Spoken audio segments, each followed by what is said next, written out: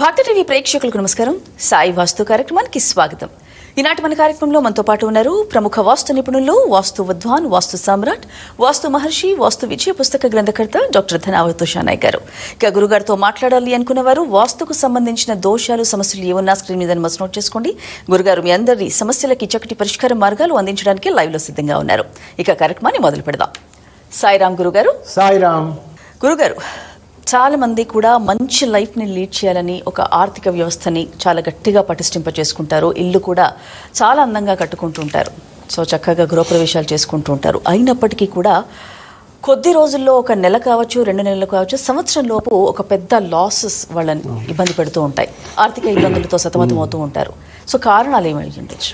సాయిరామ్, అంటే ఇప్పుడు ఒక మనిషి నష్టపోవడానికి ప్రధాన కారణాలు కూడా మనం తెలుసుకోవాల్సి ఉంటుంది. ఇప్పుడు కారు, బంగ్లా అన్నీ ఉండి వ్యాపారాల్లో నష్టపోయి ఏమీ లేకుండా, ఈరోజు చిల్లి గవ్వ లేకుండా ఇబ్బంది పడుతూ చాలా, అంటే ఒకరి దగ్గర డబ్బులు అడగలేరు, చేయలేరు, ఇలా ఎంతోమంది ఉన్నారు, బాధపడుతూ ఉంటారమ్మ. కారణమని తెలుసుకుంటే, ఎందుకు నష్టాలు వచ్చినాయని మనం తెలుసుకుంటే, వాళ్ళు కొత్తగా ఇల్లు కట్టుకోవడం, అక్కడ ఏదైనా వాస్తు దోషాల వాళ్ళ మూలంగా ఇలా జరిగి ఉండొచ్చు. అలాగే వాళ్ళకు జాతక మూలంగా, అంటే జాతక మూలంగా ముందే, అంటే ఏళ్ళనాటి శని వచ్చే ముందు వీళ్ళకు ముందే కొన్ని హింట్ ఇచ్చేస్తాడు. అడ్వాన్స్డ్ కూడా ఇబ్బంది పెట్టే అవకాశాలు ఉంటాయి. అది కూడా మనం గుర్తించాల్సిన అవసరము ఉంది. అలాగే ఒకవేళ ఒక మనిషి ఇలా ఉన్నప్పుడు ఖచ్చితంగా వాటిని మనము ఆ వాస్తుదోషాలు గుర్తించి అష్టదిగ్బంధనతో నివారించుకుంటే మళ్ళీ కాస్త టైంలో రికవరీ అయ్యే అవకాశాలు ఉన్నాయి. తన లైఫ్ని మళ్ళీ లీడ్ చేయొచ్చు. కానీ ఏమి చేయలేము, చూయించుకొని ఒక గురువుని పిలిపించుకొని ఇంట్లో కనీసం ఫీజులు ఇచ్చే పరిస్థితి కూడా లేనప్పుడు వాళ్ళకిచ్చి నేను ఒకటి సలహాలండి.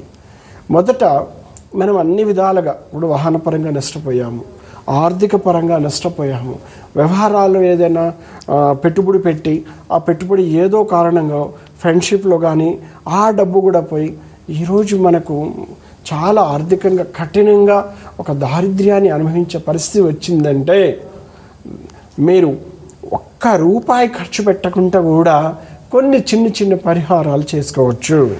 అందులో మొదటిది, ఆర్థికంగా ఇబ్బందులు ఉంటే, ఖచ్చితంగా మనకు ఆర్థికంగానే బాధలు ఉన్నాయనుకోండి, ఫస్ట్ మనం చేయాల్సింది ఏంటంటే, ఏదైనా నియర్ బై మంచి ఫ్లవర్ మార్కెట్, అంటే బలమైన అన్ని రంగుల పుష్పాలు ఎక్కడెక్కడో 100 ఎకరాల నుండి ఫ్లవర్స్ అన్నీ ఒక దగ్గరికి వస్తాయండి.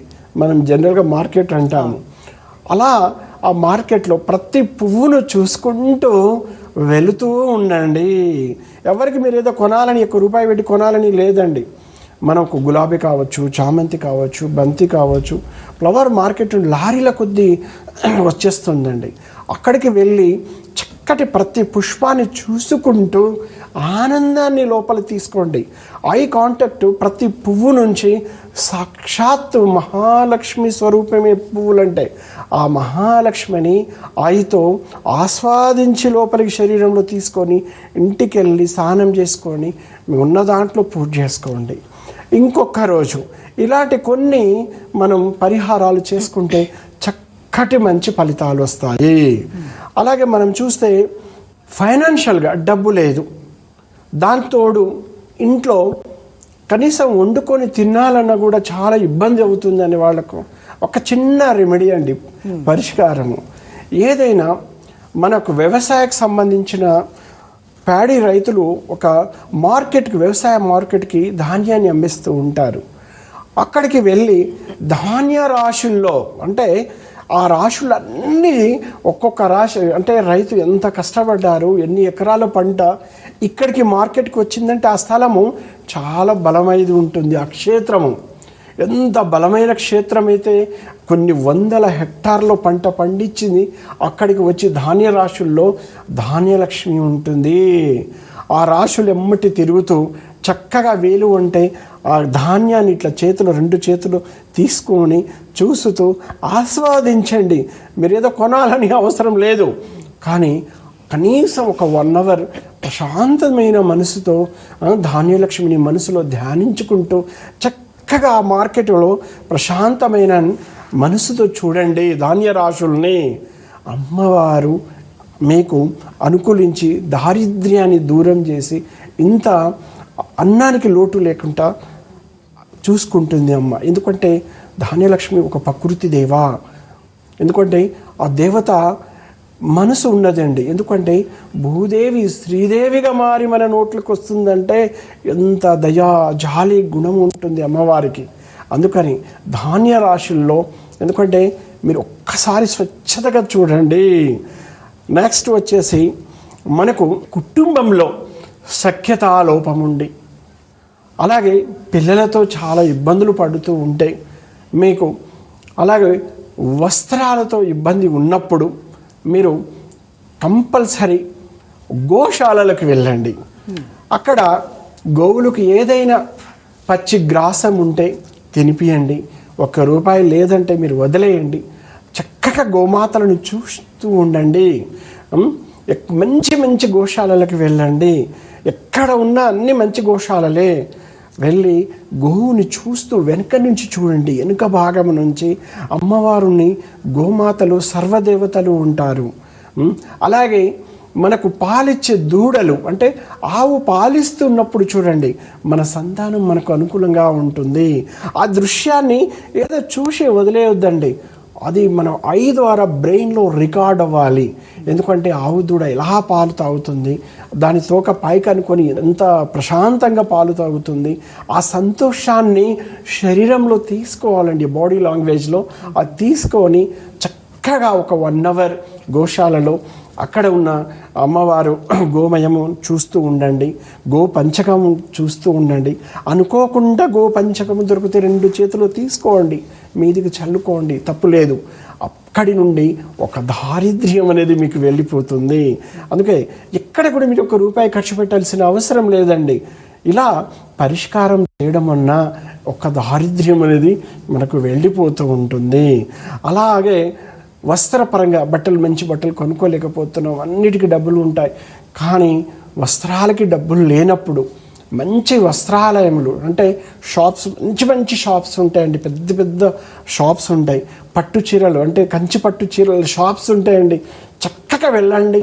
ప్రశాంతంగా ఆ చీరలు కావచ్చు, జెంట్స్ క్లాత్స్ షోరూమ్స్ వెళ్ళండి. ఇద్దరికి ఇబ్బంది ఉంటే కలిసి వెళ్ళండి. కుటుంబ పరంగా వీక్షించండి.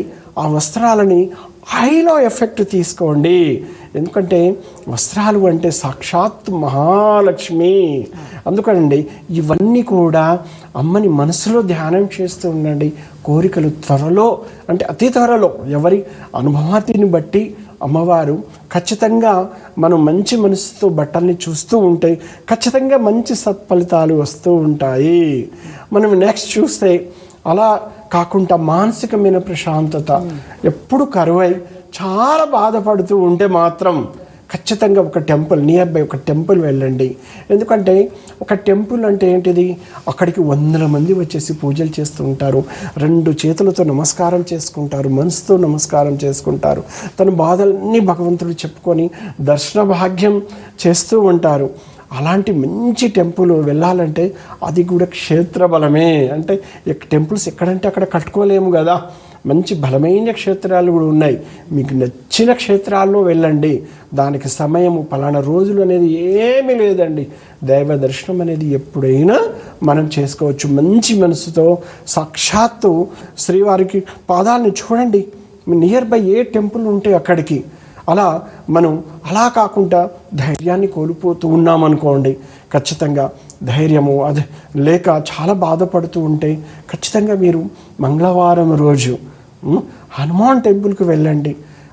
హనుమాన్ పాదాలని చూడండి, దయచేసి తాకొద్దు. ఆ తర్వాత వీలుంటే చక్కటి ఆకు పూజ చేసుకొని అర్చన చేసుకోండి, లేదంటే సామాన్య దర్శనం చేసుకోండి. మంచి మనసుతో ఖచ్చితంగా మీకు మంచి సత్ఫలితాలు అనేవి వస్తూ ఉంటాయి.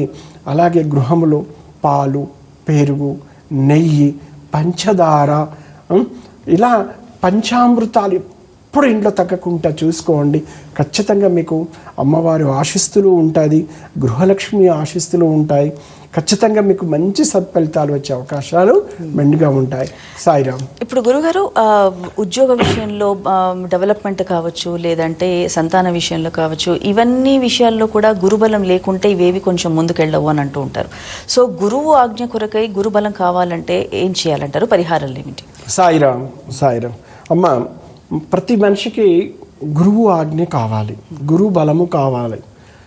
ప్రధానంగా గురువు బలం లోపించిందంటే మనం ఒకటేనండి, మనకు చదువు నేర్పించిన గురువులు ఎవరైనా మనకు కనబడితే ఖచ్చితంగా మీరు ఆయనకి హృదయపూర్వకంగా నమస్కారం చేయండి, ఆయన ఆశీస్సులు తీసుకోండి. ఇది మొదటి అవకాశం.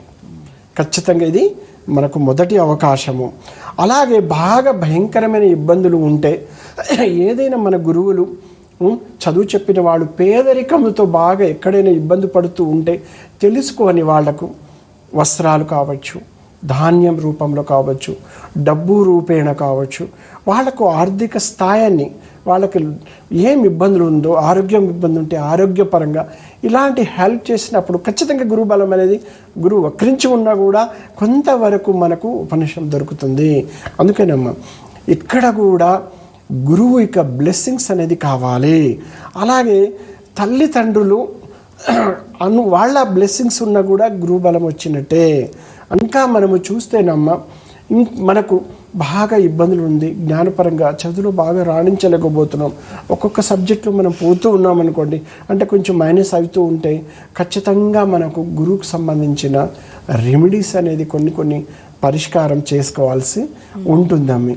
ఎలాంటిదంటే ఏదైనా బ్రాహ్మణులకు అంటే చక్కటి గురువులకు పసుపుకు సంబంధించిన క్లాత్ని దానం చేయండి. పసుపు కలరు గురువులకి, అలాగే పసుపు కలరు వస్త్రంలో చక్కటి పసుపు కలర్ అరటి పండ్లు కానీ పసుపు కలర్లో వర్ణములు ఉన్న ఫ్రూట్స్ ఏదైనా కావచ్చు, అవి మీరు అందిస్తూ ఉండండి. చక్కటి గురుబలాల్ని పెంచుకునే అవకాశాలు ఉన్నాయి. చిన్న చిన్న పరిష్కారాలు ఎంతో గొప్ప గొప్ప ఫలితాలు ఇవ్వచ్చు. ఓకే గురుగారు, ఇక కొంతమంది ఇళ్లలో అన్నీ బాగున్నప్పటికీ, ఇంట్లో సంతోషాలతో ఉన్నప్పటికీ కూడా సడన్గా అకాల మరణాలు సంభవిస్తూ ఉంటాయి. అంటే వాస్తు దోషాల వల్ల అలా జరగవచ్చు అంటారా? అంటే మరణాలు ఇప్పుడు ఉదాహరణకు చెప్తున్నాను, ఒక 65-75 సంవత్సరాలకు అనుకోకుండా అన్ఎక్స్పెక్టెడ్గా వృద్ధులు ఎవరికి ఇబ్బంది పెట్టకుండా, అన్ఎక్స్పెక్టెడ్గా ఏ లోటు లేదమ్మా, చిన్న ఇబ్బంది లేకుండా అన్ఎక్స్పెక్టెడ్గా వాళ్ళు కొంత దేశానికి సర్వీస్ చేసి ఉండి కూడా అన్ఎక్స్పెక్టెడ్ ఆ వయసులో మరణిస్తే మాత్రం ఒక అదృష్టంగానే భావించాలి. ఎవరి చేత ఇబ్బంది పడలేదు, ఎందుకంటే శరీరాన్ని హాస్పిటల్కి ఇచ్చేసి ఎన్నో ఇబ్బందులు పడి చనిపోవడము అది కొంచెం దోషంగా పరిగణన తీసుకోవాలి. కానీ ఇంట్లో అనుకోకుండా, అంటే 60-70 సంవత్సరాలు వచ్చిన తర్వాత అనుకోకుండా చనిపోతే మాత్రం అదృష్టంగా భావించాలమ్మా, ఒక పండుగ వాతావరణంగా చూసుకోవాలి. అలా కాకుండా ఆయుష్ని అంటే ఒక 30 సంవత్సరాలకు 20 సంవత్సరాలకు, ఉదాహరణకు చెప్తున్నాను 50 సంవత్సరాల లోపు పిల్లలు అన్ఎక్స్పెక్టెడ్గా ఇన్సిడెంట్స్ ద్వారా, యాక్సిడెంట్స్ ద్వారా, లేదంటే ఇంకేదైనా చేసుకొని హాస్పిటల్లో వైద్యం చేసుకుంటూ ఏదైనా మరణిస్తే మాత్రం అది ఖచ్చితంగా మనం దోషంగా పరిగణించాలి. అలాంటి గృహంలో ఈశాన్య దోషములు ఉంటాయి. ఈశాన్యంలో ఫిల్లర్స్ ఉండడము, ఈశాన్యం తగ్గి ఉండడము, అలాగే నైరుతి దక్షిణంలో ఉత్తరంలో కంటే కూడా దక్షిణంలో ఖాళీ స్థలం ఎక్కువగా ఉండడము, ఇలా ఉన్నప్పుడు ఇలాంటి జరిగే అవకాశాలు ఎక్కువగా ఉంటాయమ్మా. అలాగే వీధిపోట్లు, నైరుతి వీధిపోటు ఉన్నప్పుడు, అంటే వీటికి తోడు నైరుతి వీధిపోటు ఉన్నప్పుడు కొంచెం అకాల మరణాలు జరిగే అవకాశాలు ఉన్నాయి. ఇలాంటి జరుగుతుంటే మీరు ఇబ్బంది పడాల్సిన అవసరం లేదు. నెక్స్ట్ అలాంటి మరణాలు జరగకుండా కొన్ని ఆ దోషాన్ని గుర్తించి కట్టడి చేసుకోవచ్చు. సాయిరామ్. ఓకే గురుగారు, ఇప్పుడు అపార్ట్మెంట్స్, ఇప్పుడు మనం చూస్తున్నవన్నీ కూడా హై రైజ్ అపార్ట్మెంట్స్లోకి మనం ఒక్కసారి అడుగు పెడితే ఆ ఫ్లాట్స్ అన్నీ ఒకే విధంగా కనిపిస్తుంటాయి. కాకపోతే ఈస్ట్, వెస్ట్, సౌత్, నార్త్ ఇలా ఈ రకాలుగా ఉండొచ్చు. కాకపోతే లోపల కట్టే విధానం అంతా కూడా ఒకటేలాగా కడుతూ ఉంటారు బిల్డర్స్ అందరు. కానీ ఎంటర్ అయిన వాళ్ళు ఒక్కొక్క ఫ్యామిలీస్ ఒక్కొక్క డిఫరెంట్ సిచ్యువేషన్స్ని ఫేస్ చేస్తూ ఉంటారు. కొందరు బాగుంటారు, కొందరు బాగలేకపోవచ్చు. అనారోగ్య సమస్యలు, లేదంటే ఆర్థిక ఇబ్బందులు, రుణ బాధలు, ఇలా ఒక్కొక్క ఇంట్లో ఒక్కొక్క బాధలు ఉంటుంటాయి. కానీ వాస్తు అంతా సమానంగా కట్టినప్పటికీ ఎందుకు అలా జరుగుతుంది? సాయిరామ్ అంటేనేమా ఒక అపార్ట్మెంట్ కల్చర్లో ఒక్క ప్లాట్ అనేది కాదు. అక్కడ 10 ప్లాట్లు రావాలంటే 10 ప్లాట్లకు వెళ్ళే మార్గాలు ఉండాలి కదండి. వాళ్ళకు కొన్ని లిఫ్ట్ ఇవ్వాల్సి ఉంటుంది, అలాగే కారిడార్స్ ఇవ్వాలి, నడకదారి ఇవ్వాలి. కానీ ఒక నడకదారి ద్వారా 10 కుటుంబాల పైన వెళ్ళాలంటే కష్టమే కదండి. అందుకని కొంతమందికి తూర్పులో కారిడార్ ఉంటుంది, కొంతమంది దక్షిణంలో కారిడార్ ఉంటుంది, కొంతమందికి మధ్యలో ఉంటుంది. కొన్ని హౌజెస్కు వచ్చేసి సెంటర్ నుంచి అంటే ఎల్ టైప్లో కారిడార్స్ ఉంటాయి. అంటే ఒక ఇంజనీర్ ఏం చేస్తారు, సౌకర్యవంతంగా సౌలభ్యవంతంగా అలా లిఫ్ట్ వచ్చేసి ఇంట్లోకి వెళ్ళిపోవాలి, అలా మెట్లు వచ్చేసి ఇంట్లోకి వెళ్ళిపోవాలి. ఏదైనా ఫైర్ ఉన్నప్పుడు కూడా ఒక వ్యక్తి ఇంట్లో నుంచి బయటికి రావడానికి అనేక మార్గాలతో డిజైన్ చేసి ఇవ్వబడుతుందండి. అక్కడ కూడా ఓపెన్ స్కై, ఇంత అంటే పొల్యూషన్ కంట్రోల్కి, అక్కడున్న పొల్యూషన్ ఓపెన్ ఆకాశంలో వెళ్ళిపోవడానికి, ఒక ఫైర్ ఏంటంటే ఆ పొగ అంతా కమ్ముకోకుండా వెళ్ళాలంటే ఓపెన్ స్కై అనేది ఉండాలి. ఇలా చక్కటి డిజైన్ చేసుకున్నప్పుడు కొన్ని వాస్తు దోషాలు వచ్చే అవకాశాలు కూడా ఉంటుందండి. ఏదైనా ఒక మంచి ఉన్న కాడ చెడు ఉంటుంది, చెడు ఉన్న కాడ మంచి అనేది ఉంటుంది. కొన్ని ప్లాట్స్కి చాలా బలంగా ఉంటాయి, కొన్ని ప్లాట్స్ కొంచెం వీక్గా, అంటే వాస్తు దోషాలతో ఉన్నప్పుడు ఆ గృహంలో పోయినప్పుడు సంతానాన్ని కోల్పోవడము, పిల్లలు చాలా కొన్ని నేను చూశానండి. ఇక్కడ పాపం ఇద్దరు వయసు ఉన్న పిల్లలు 20, 21, 22 ఇయర్స్, ఒకరికి ఈతకెళ్ళి చనిపోయారు, ఒకరు చిన్న ఇన్సిడెంట్లో చనిపోయారు. ఇలా నేను చూస్తూ ఉంటే ఆ కుటుంబాలు అక్కడ వాస్తు దోషాలు ఏమో నేను ఆలోచన చేసినప్పుడు అక్కడ పరిసరాల వాస్తుతో పాటు కారిడార్ ఎఫెక్ట్స్ కొన్ని ఉన్నాయండి. అది చూసిన తర్వాత బాధ అనిపించింది. ఎందుకంటే మనం ఒక జీవనం కోసం ఎక్కడో నుంచి ఎక్కడికో వచ్చి ఉద్యోగం కోసం కావచ్చు, వ్యాపారం కోసం కావచ్చు, ఒక జీవన ఆధారం కోసం వస్తాం.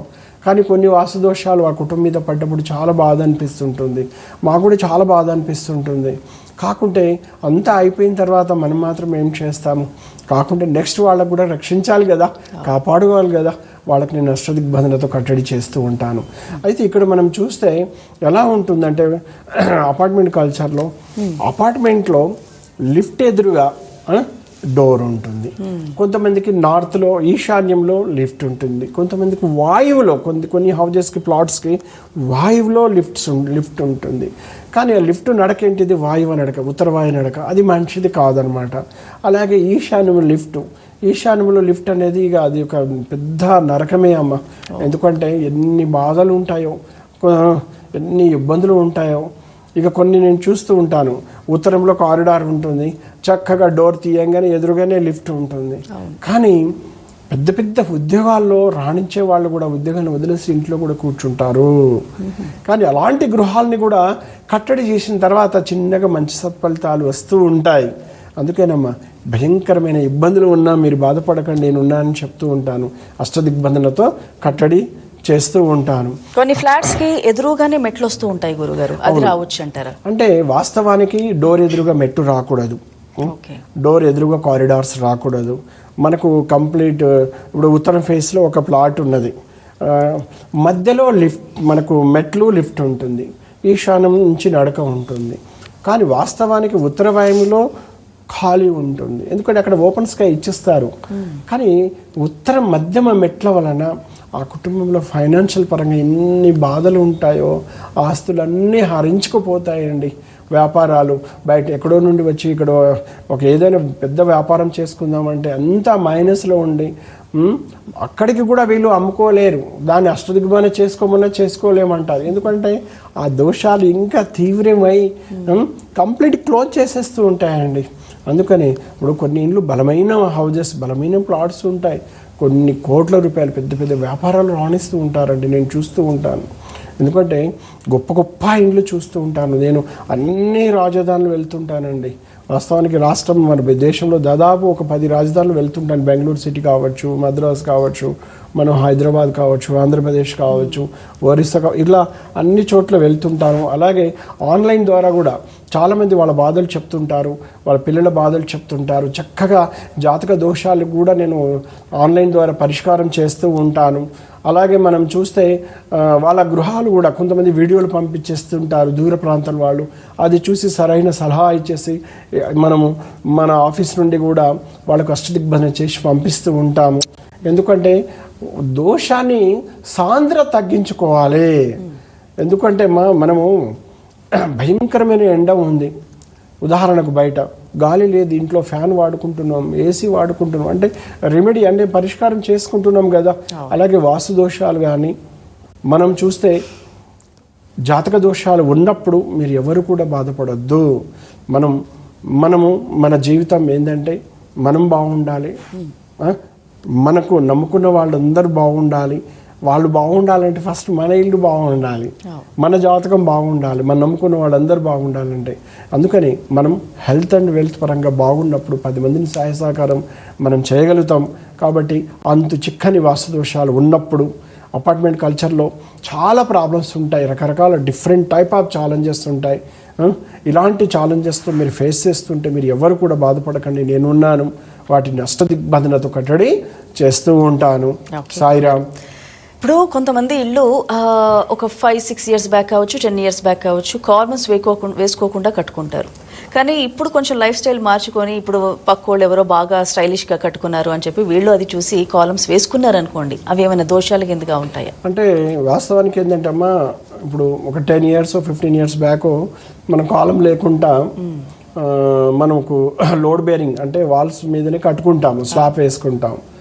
కానీ అదంతా తీసేసి కొత్త బిల్డింగ్ కట్టుకోవాలంటే మనసు ఒప్పదు, కూడా తీయలేము. దీంట్లో వచ్చాము, ఇది మనకు జాబ్ ఇచ్చింది, పిల్లలు పెద్దగయ్యారు, ఈరోజు వీళ్ళని పెళ్ళిళ్ళు చేయాలి అనేది ఒక మంచి ఆలోచన ఉంటేనే వాళ్ళు ఏం చేస్తారంటే దాన్ని కంప్లీట్ పక్క నుంచి కాలమ్స్ వేసుకొని నిర్మాణం చేసుకుంటారు. కొంతమంది ఏం చేస్తారంటే వాళ్ళని పర్ఫెక్ట్ సెంటర్లో కట్ చేసేసి అక్కడ నుండి కొంతవరకు టెక్నాలజీని ఉపయోగించి కట్టుకుంటారు. ఇలా కట్టుకోవడం వలన సరే ఆ బిల్డింగ్ని మనం ఉపయోగపడుతుంది. కానీ ఎప్పుడైనా కూడా రెనివేషన్స్ అనేది అందరికీ కలిసి రాదు. వాస్తు రెనివేషన్స్ కావచ్చు, సౌకర్యవంతమైన రెనివేషన్స్ కావచ్చు, అందరికీ కలిసి రాదు. కొన్ని గృహాలు రెనివేషన్ చేసిన 5-6 ఇయర్స్ 10 ఇయర్స్ మంచి ఫలితాలు ఇస్తుంది. తర్వాత పెద్ద కుటుంబం అనే ఒక్కొక్కసారి పెద్ద ఇబ్బందులు తీసుకొచ్చేస్తూ ఉంటాయి. అందుకేనమ్మా కొన్ని నేను చూస్తూ ఉంటాను, ఒక్కొక్కసారి వాళ్ళ ఇంటికి వెళ్ళినప్పుడు పెద్ద ఆపదలు వీళ్ళకి వస్తాయని మాకు తెలిసిపోతుంటుంది. ఎందుకంటే పిల్లలు వస్తువులు మీద పడేసిపోవడము, హాస్పిటల్లో వెళ్తూ ఉండడము, ఆ కుటుంబ స్త్రీలకు మహిళలకు పదే ఏదో ఒక సర్జరీలు జరుగుతూ ఉండడము, ఇలాంటి భయంకరమైన వాతావరణం ఉన్నప్పుడు ఆ గృహము జీవం లేని గృహము, కుటుంబం మొత్తాన్ని మింగేయాల్సి చూస్తూ ఉంటుందమ్మా. కానీ అలాంటి గృహాలని అష్టదిగ్బంధనతో కట్టడి చేసినప్పుడు పిల్లలని, యువకుల్ని కాపాడవచ్చు. సరే, వృద్ధాప్యం విషయంలో ఏంటంటే వృద్ధుల విషయంలో చెప్పలేము, ఎందుకంటే అమ్మా వాళ్ళు పెద్ద వయసు. నేను ఎక్కడ కూడా వృద్ధాప్యంని కౌంటింగ్ తీసుకోవమ్మా. పిల్లల్ని, యువకుల్ని కాపాడుకోవచ్చు, అకాల మరణాలు జరగకుండా కూడా కట్టడి చేసుకోవచ్చు. అందుకేనమ్మా నరఘోష, నరపీడ, శత్రువు పీడలు ఉన్నప్పుడు గృహం మీద, మనిషి మీద ఎలా ఉంటుందో గృహం మీద కూడా ఇలాంటి దోషములు ఉన్నప్పుడు మీరు ఇబ్బంది పడకండి, నేనున్నాను. ప్రతి వాస్తు దోషానికి, జాతక దోషానికి మనం అష్టదిగ్బంధన అనే ఒక కట్టడితో చక్కగా వాస్తుదోష సాంద్రతని, గ్రహదోష సాంద్రతని తగ్గించుకొని మంచి లైఫ్ని లీడ్ చేయొచ్చు. సాయిరామ్. చాలా మంచి విషయాలు, వాస్తుకు సంబంధించిన దోష నివారణలకు ఎటువంటి పరిహారాలు చెప్పాలో చాలా చక్కగా వివరించారు. ధన్యవాదాలు గురుగారు. సాయిరామ్. వీక్షించారుగా, ఇది ఈనాటి సాయి వాస్తు కార్యక్రమం. మరో కార్యక్రమంలో మళ్ళీ కలుసుకుందాం. నమస్కారం. సాయి వాస్తు, వాస్తు విజయం గ్రంథ రచయిత వాస్తురత్న డాక్టర్ ధనావత్ ఉషా నాయక్, రవీంద్ర నగర్, మిర్యాలగూడ, నల్గొండ జిల్లా. Contact number 9989227911, 9989211288. Email vastuvijayan@gmail.com.